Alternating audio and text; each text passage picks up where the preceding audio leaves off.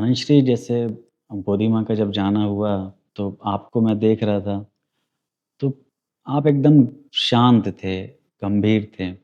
और जैसे जो हिंदू सनातन परंपरा में जो दिनों का महत्व रखा गया है, 21 दिन या 1 महीना या 40 दिन जो भी है, तो ऐसा देखा जा रहा था कि फिक्स तो नहीं था, लेकिन वो एक पैरेलल उस समय ही, उसके समय ही कुछ एक परिवर्तन घटता दिख रहा था। हुँ। तो इसका क्या कारण है वो दिनों के रखने का?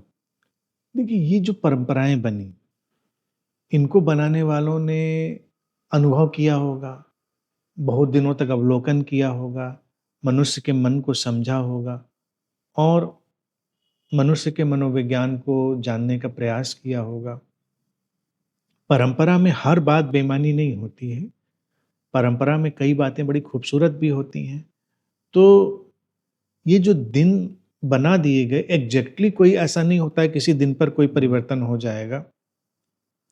लेकिन तकरीबन मनुष्य के मन को स्थिर होने के लिए इतना वक़्त चाहिए होता है।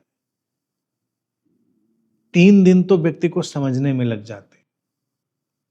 कोई घटना अचानक घट जाए, मृत्यु तो बहुत बड़ी घटना है, कोई सामान्य घटना भी हो जाए, कहीं जाकर नई जगह रहना ही शुरू करें, तो 3 दिन तो एडजस्ट होने में ही लग जाते हैं।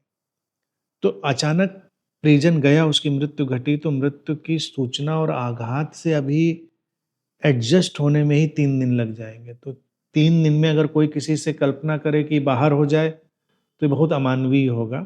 3 दिन तो साथ दो, उसके साथ खड़े रहो, उसके साथ बातें करो, उठो-बैठो, साथ में खाओ-पियो, समझाओ नहीं, बस साथ में रहो।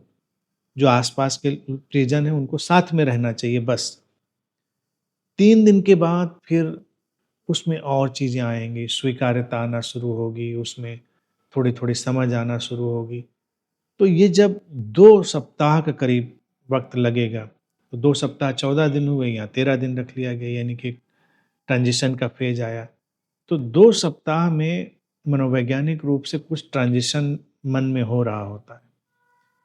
3 सप्ताह में 21 दिन में काफ़ी ट्रांज़िशन हो जाता है।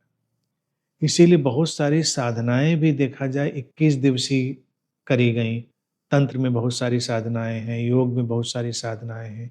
प्राचीन तिब्बतन, ताओ सिस्टम में, उसमें भी 21 दिन की साधना को गुरु लोग बताते रहे।